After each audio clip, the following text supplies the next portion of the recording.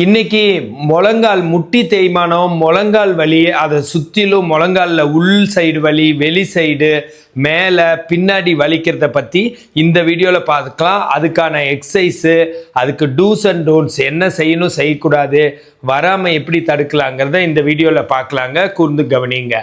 முழங்கால் வலிங்கிறது நிறைய வகை இருக்குங்க. அதில் மெயினாக மோஸ்ட்லி வர்றது ஆஸ்டியோ ஆர்த்ரைட்டிஸ் நீ.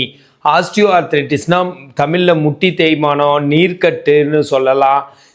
இல்லை எலும்புக்கு இடையில ஜாயிண்டில் இருக்கிற எலும்புகளுக்கு இடையில இருக்கிற இடைவெளி கம்மியாயிடுச்சின்னு சொல்லலாம். ஸோ இந்த இந்த நோயை பற்றி சொல்லணுன்னா ஃபஸ்ட்டு நம்மளோட முட்டி ஜாயிண்ட்டை பற்றி நான் சொல்ல வேண்டியதாக இருக்கும். முழங்கால் ஃபீமருங்கிற எலும்பு, டிபியா, ஃபிபுலாங்கிற எலும்பு மூணும் சேர்ந்து ஜாயின் ஆகி தான் முழங்கால் முட்டிங்கிற ஜாயிண்ட் வருது. அதோடு சேர்த்து பெட்டல்லாங்கிற எலும்பு மேலாப்பில் இருக்குது. இதெல்லாம் சேர்ந்து முழங்கால் ஜாயிண்ட்டு. இந்த ஜாயிண்ட்டுக்குள்ள சைனோவில் ஃப்ளூயிட்னு ஒன்று இருக்கும். கிரீஸ் மாதிரி ஒரு திரவம் நல்லா வளவலன்னு இருக்கும்.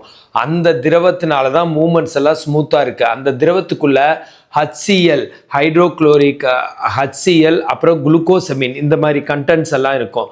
இந்த கண்டென்ட்லாம் இருக்கிறதுனால தான் அந்த ஜாயிண்ட்டோட லூப்ரிகேஷன் நல்லா இருக்குது. அதை தவிர பர்சா, லிகமெண்ட், மெனிஸ்கஸ் இந்த மாதிரியெல்லாம் அதுக்குள்ளே இருக்கும். Anterior cruciate ligament, posterior cruciate ligament, medial meniscus, lateral meniscal, அப்புறம் பர்சா இதெல்லாம் இருக்கும். பர்சாங்கிறது காற்று பை மாதிரி.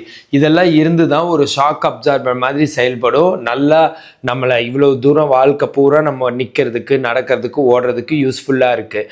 அப்படி இருக்கிற இடத்துல அந்த சைனோவில் ஃப்ளூயிடோட கண்டென்ட் குறைஞ்சி தேவையில்லாத இன்ஃப்ளமேஷன்னா நீர் கோர்த்துக்கிறது. நீர்னா நல்லதுன்னு நினச்சிக்காதீங்க. வெளியில் புண்ணானா சீ பிடிக்குது இல்லைங்க, அந்த மாதிரி சீ பிடிச்ச மாதிரி ஒரு நீர்னு வச்சுக்கோங்களேன்.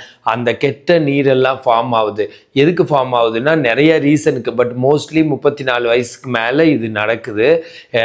மெயின் ரீசன் வந்து ஸ்ட்ரெஸ்ஸு, மன அழுத்தம், டிப்ரெஷன், அப்புறம் ஆங்ஸைட்டி, இது மாதிரி தான் இருக்குது.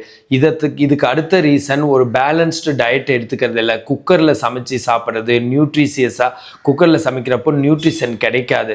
அதனால் அது ஒரு ரீசனாக இருக்குது. இல்லைன்னா பாட்டில் தண்ணி வாங்கி குடித்து மினரல்ஸ் கிடைக்காம பண்ணிக்கிறது.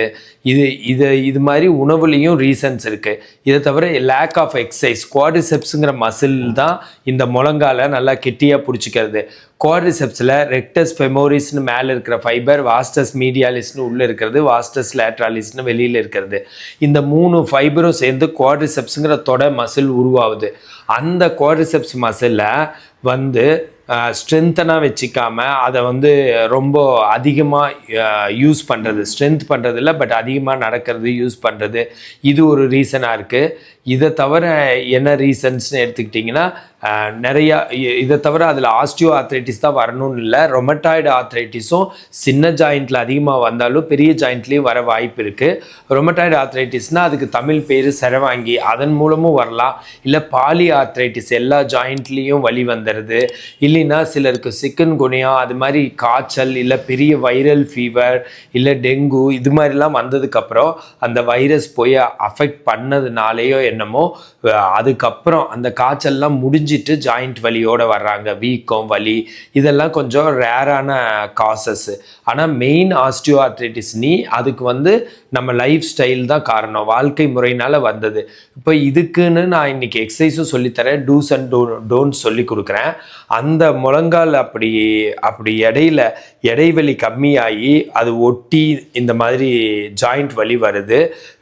வெளிநாடை விட, வெஸ்டர்ன் கண்ட்ரிஸை விட இந்தியாவில் முட்டி வலி கொஞ்சமாச்சு கம்மி. ஏன் அப்படின்னு கேட்டால் நம்மளோட இந்தியன் டாய்லெட் ஹேபிட் தான். குந்த வச்சு உட்காந்து இந்தியன் டாய்லெட்டில் போகிறாங்கல்ல, அப்புறம் சமணக்கால் போட்டு உட்காந்து சாப்பிட்றாங்கல்ல, அதனால் என்ன ஆகுதுன்னா ஜாயிண்ட்டுக்கு வந்து ஹெல்த்தியாக இருந்து அது அவ்வளோ ஈஸியாக தேய்மானம் ஆகாமல் பார்த்துக்குது. ஆனால் இன்னொரு பக்கம் என்னென்னா, ஒருவேளை இதையெல்லாம் மீறி தேய்மானம் வந்துருச்சு, ஆஸ்டியோ ஆர்த்ரைட்டிஸ் வந்துருச்சுன்னா அதுக்கப்புறம் குந்த வச்சு உட்கார்றதோ சமணக்கால் போட்டு உட்கார்றதோ வந்து அந்த ஆஸ்டியோ ஆர்த்ரைட்டிஸ்க்கு அந்த முட்டி தேய்மானத்துக்கு ஒரு நேர் ஆப்போசிட்டாக இருக்குது. அப்படி செய்யக்கூடாது. அப்படி செஞ்சால் வலி அதிகமாகவும் உராய்வு ஏற்பட்டு தேய்மானம் அதிகமாகும். ஸோ இதை நோட் பண்ணிக்கோங்க. வர்றதுக்கு முன்னாடி ப்ரிவென்ஷன் வேணும்னா இது ரொம்ப பெஸ்ட்டு. இதே வந்து வந்ததுக்கு அப்புறம் அதை செய்யக்கூடாது. இது ஒரு முக்கியமான டூஸ் அண்ட் டோன்ட்ஸு. இன்னொன்று என்ன பண்ணலாம், முட்டி வலி வந்தவங்க வீட்டுக்குள்ளே ஒரு சாஃப்ட் செப்பலும் வீட்டுக்கு வெளியில் ஒரு சாஃப்ட் செப்பலும் போட்டுக்கலாம். ஷூ போடுற வழக்கமாக இருந்தால் வீட்டுக்குள்ளே ஒரு சாஃப்ட் ஷூவும் வெளியில் ஒரு சாஃப்ட் ஷூவும் இல்லை சிலிக்கான் லேயர்னு விற்கிறாங்க, அதை வாங்கி ஷூக்குள்ளே போட்டுறது இல்லை உள்ளே வச்சு ஃபிக்ஸ் பண்ணிட்டாலும் நல்ல பாதுகாப்பாக இருக்கும். இதை தவிர இதுக்குன்னு எக்ஸசைஸ் இருக்குது. முட்டிக்கடியில் துண்டை மடக்கி வச்சுட்டு, துண்டு இந்த அளவுக்கு மட்டும் மடக்கி வச்சுட்டு அடியில் முழங்காலுக்கு அடியில் வச்சுட்டு நேராக நீட்டி படுத்துக்கலாம். படுத்துட்டு கால் ரெண்டும் ஒரு ஷோல்டர் அளவுக்கு அகலத்தில் வச்சுக்கிட்டு முழங்காலுக்கு அடியில் ரொம்ப அதிகமாக வேணால் சின்னதாக இப்படி மடக்கி வச்சுட்டு 1ன்னு சொல்லி 10 வரைக்கும் அமுத்தணும். 1 2 3 4 5 6 7 8 9 10 அப்புறம் 1ன்னு சொல்லி 10 வரைக்கும் ரிலீஸ் பண்ணணும். 2ன்னு சொல்லி அமுத்தணும், 2ன்னு சொல்லி ரிலீஸ் பண்ணணும், 3 3 அந்த மாதிரி 100கணக்கான தடவை செய்கிறப்போ கண்டிப்பாக அந்த வலி குறையும். இந்த எக்ஸசைஸ்க்கு பேர் ஸ்டாட்டிக் குவாட்ரிசெப்ஸ் எக்ஸசைஸ். இதை தவிர அந்த முழங்காலுக்கு ஐஸ் எல்லாம் வைக்கலாம் 10லேருந்து 15 நிமிஷம், அது குறையும். அதிகமாக வெயிட் பேரிங் இல்லாமல் ரொம்ப ஹெல்த்தியான உணவெல்லாம் எடுத்துக்கிட்டு அதை பாதுகாப்பாக வச்சுக்கோங்க. இந்த மாதிரி ஹெல்த் டிப்ஸ் வேணுன்னா என்னை ஃபாலோ பண்ணுங்கள். ஃபிசியோதெரப்பி கன்சல்டேஷன் வேணுன்னா எனக்கு கால் பண்ணுங்கள். ஃபிசியோதெரபிஸ்ட் உங்களுக்கு ஜாப் ஆப்பர்ச்சுனிட்டி வேணும்னா எனக்கு கால் பண்ணுங்கள். This is Prakash physiotherapy.